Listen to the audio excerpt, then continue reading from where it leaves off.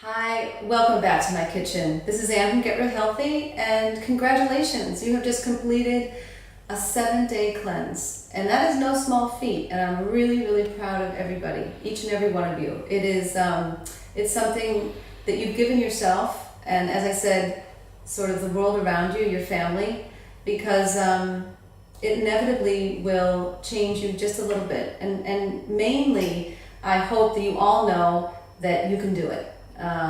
You can do actually a very big feat. What we've done, what I've helped you do this week, is really remove many of the foods that we're all used to. You haven't eaten wheat, gluten, soy, corn, dairy, sugar, caffeine, alcohol, red meat, certain fruits.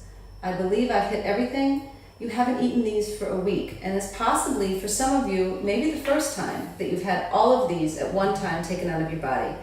And make no mistake, there will be a reaction in your body, and possibly you have had different reactions during this week. And that you have powered through that and gotten to this day is something that you should really pat yourselves on the back, really, really pat yourselves on the back. So with all that hard work, I wanted to create this video because this video is equally as important. It's called your post-cleanse stage.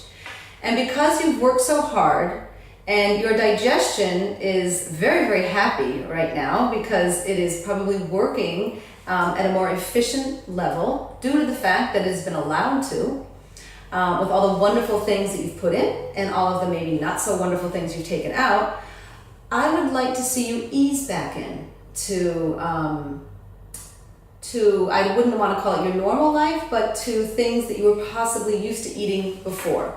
And I would also, it was my hope that you might continue, if there are things that you liked, recipes, ideas, fasting ideas on the cleanse, whatever it might be, that you would incorporate those for a while. So having said that, the whole idea of a post-cleanse period is keeping your food very simple while incorporating things that you've missed, such as certain vegetables. I don't know if you peppers or tomatoes or eggplants, which were also taken out. Certain fruits that were a little bit sweeter than I wanted on the cleanse, bananas, mangoes in particularly. Then you want to start eating those slowly. A couple of bananas, not a whole pack, back in incorporating into your diet. Other really good foods are soft foods, such as porridge in the morning. So these kind of things will help you and your digestion to get back up. Soft rices are very good. You know, brown rice or white rice cooked a little bit longer with your stir fry or with your chicken dinner. However you do that. So the whole premise of post-cleanse is keep it simple and go slowly the next 3 days. That is what I recommend. Having said that, I also want to talk about the different items that I had you buy. And I know that, and what I mean by that, I'll start with some of them, is, for instance, the sauerkraut. I know I sent you an email on it, and I just wanted to say that I'm sorry if you didn't like it. I hope you did. But it is something that I would hope that you could finish the jar, for instance, if you didn't. And the reason being is, as I said, this incorporated with any meal makes your meal more digestible. So sauerkraut you can continue to put in. You can also put into salads. You can actually put it on top of a salad. So you can try to use sauerkraut maybe, or at least finish the jar in different ways. And then if it isn't this fermented food that you are crazy about, try different fermented foods such as kimchi, beet kavas. I mean, you can try different things, and somehow I hope that this sauerkraut, or the idea of the sauerkraut, you will start thinking, how can I get a pickled fermented food into my daily diet so that it will help eventually in my digestion of the food that I eat that day. So that was one thing, the reason I wanted sauerkraut in your cleanse. The other thing that I'm crazy about and that I had you buy, and I wouldn't want you to waste it, and that's why I'm trying to encourage you to use it beyond the cleanse, is tamari. And tamari is as I said, if it says it by the way, a wheat-free soya. It all stems from fermented soybean. And I've been using this for years, and the reason I love it is that it has a richer taste, so I use less. It is less salty. It is and I believe the taste is more balancing than a traditional soya. And in that regard, it's healthier because it isn't as astringent. And I would get only the organic. I hope that's what you bought. And the way I would use your tamari is the way I've put in the recipes. Your stir fries, dressings, dips, whatever you're going to use soya for, I hope that you will now choose tamari. And then finish the bottle. So I didn't want that to go to waste. Another thing that is my all-time favorite, and which was a big part of the cleanse, and I would encourage you to continue with, is flaxseed. Flaxseed is amazing. I've written a few little notes because I just love it so much, and I want to. It is a fantastic, great dietary fiber, which when you're having liquids a lot, which you are in the cleanse, that could be lacking. It has essential amino acids, and it is high in omega-3, which is something that's talked about a lot and that we need. I can't say enough about flaxseed, and you can try to incorporate it literally in everything. On top of, I always have it sort of crushed like this, and I use it in smoothies continually. I put it in my green juice. I put it on my salads. I put it on morning breakfast cereal a lot. So see where you can incorporate flaxseed. You can even bake with it. But what I suggest is grinding your flaxseed. And the way, because flaxseed actually oxidizes extremely quickly. That's one thing that you have to be very careful with, especially the oil and when it's like this. I just did that today, and I'll have to use that in the next 2 days and keep it in the refrigerator because it has a high rancidity factor.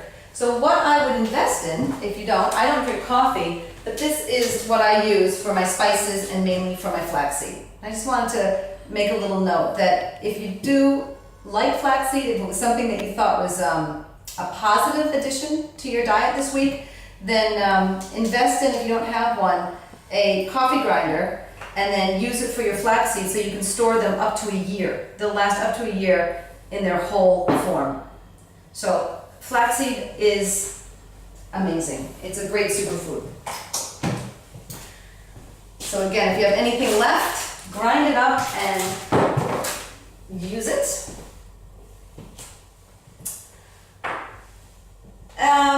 And then these over here. I know that in one of the recipes there was some miso, and you can't buy a teaspoon of miso. So I decided that I would like to show you how to make one of my most favorite dishes of all times, and that is miso soup.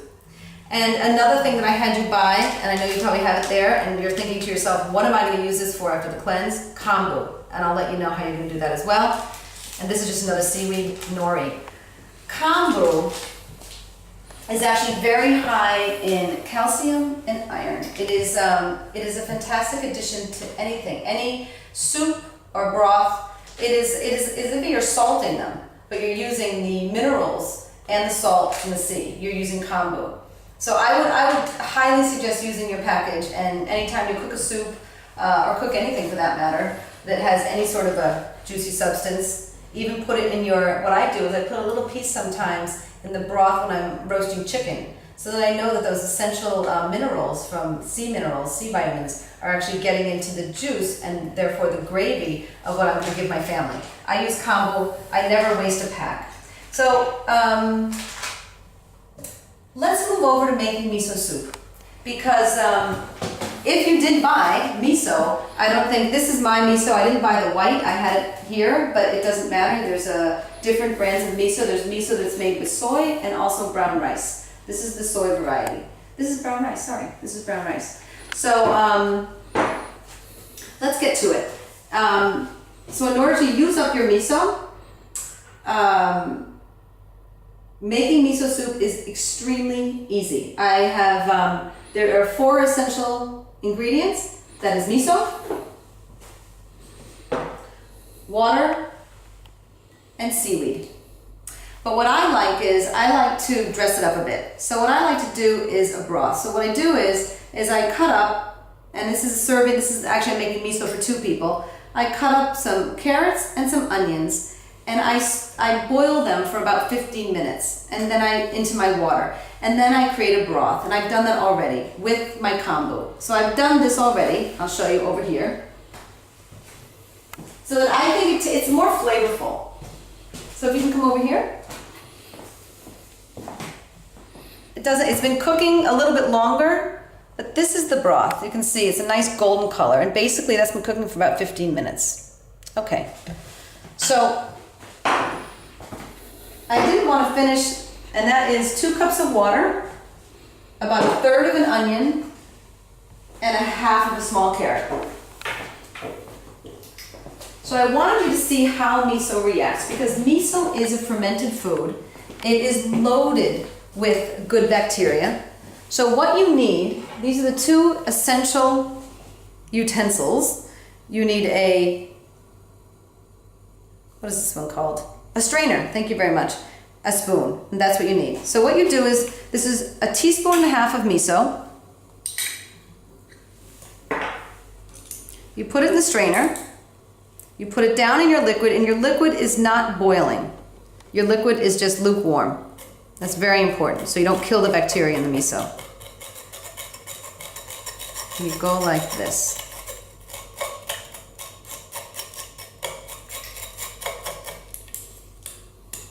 This is wonderful. I use all the miso.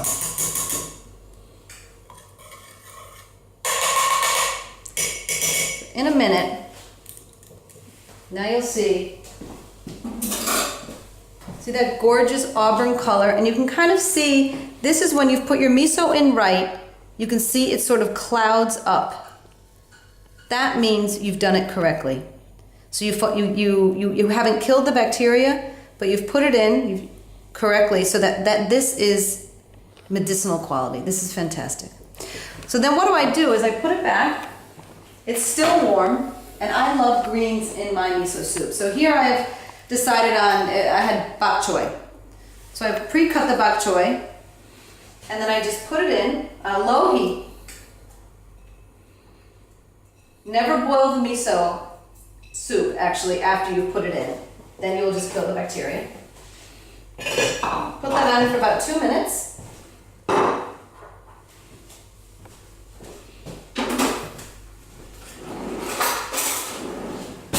Stir it around.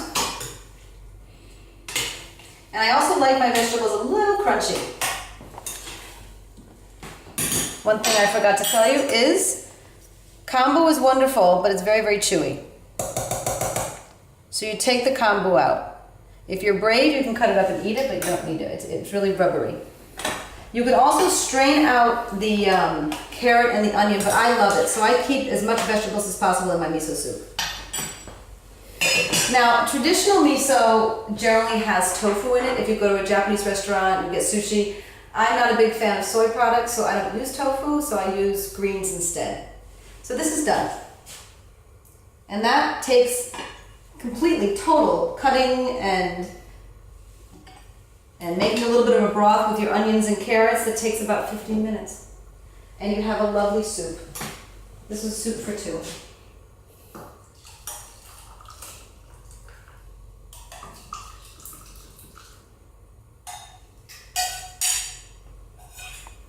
Oh my gosh, yum. There you go. So that took 15 minutes, and it is a probiotic food. It is fantastic food. Now if you want to get, excuse me, I'll just wipe that up. If you want to get a little fancy, what I also do, since I love greens, is I put some chopped up green onions,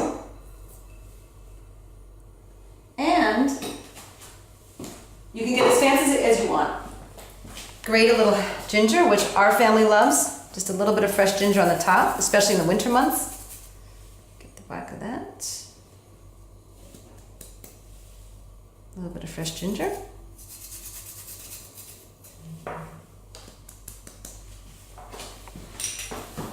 And again, these are just optional. If you, we make sushi, we make homemade sushi at home. So I also had a bit of nori. This is the other kind of sushi. I had some nori sheets. And what I did is I cut just one of them, top of one of them. And I cut them into these wonderful, small, crunchy, long pieces. And I'll just put that on top. Just a few. You can also eat them as a snack. And there you have it. That soup should not take you longer than 15 minutes, and it is packed with nutrition, and it's fantastic. So I hope that if you did invest in a jar of miso, that you won't waste it, and you'll see how easy it is. So that was that. And last but not least, that funky thing that I had you buy, green powder. I have mine in here. That's another thing. If you have a green powder and you're not going to use it up quickly, keep it in the freezer so that it stays longer. That's one thing. And please don't waste it. I understand that this green powder, whatever you decided to buy, whether it be spirulina or blue-green algae, chlorophyll, whatever it was, it is an investment. It's usually expensive. And I know the taste is kind of harsh, so I'd ask you to put it with apple juice. What I would do is put it in as a dietary supplement. I don't believe in supplements. I try to avoid them, and I try to have a diet that is well-rounded and mostly of whole foods. But a green powder is something that I found through the years to be invaluable. It's like your extra insurance policy. Most green powders have the vitamins, proteins, minerals, antioxidants, all in one, and therefore you know if you're not eating enough greens that taking something like this, you'll get it. And if you are eating greens, it's just an extra added boost. So please don't waste your green powder. And if you feel like you don't want to use it right away and it's taking a long time, put it in the freezer so that it will stay longer, it will stay fresher longer. So those are some of my tips and tricks for using some of those amazing ingredients that were possibly new to you and I didn't want you to waste or wanted you to continue to use. I hope you do. And I also hope that this has been as exciting and as giving and as enhancing to you as it was for me, that it's possibly ignited your interest and your desire for cleansing and for incorporating this type of thinking and this type of eating into your everyday, because that's what it was. It was a nutritional lifestyle cleanse. So it is my hope that some of these tools, food, items creep into your everyday and that they excite you as much as they excite me. Once again, it was my honor and my privilege to have guided you through this, and I wish you all the best of luck. Thank you.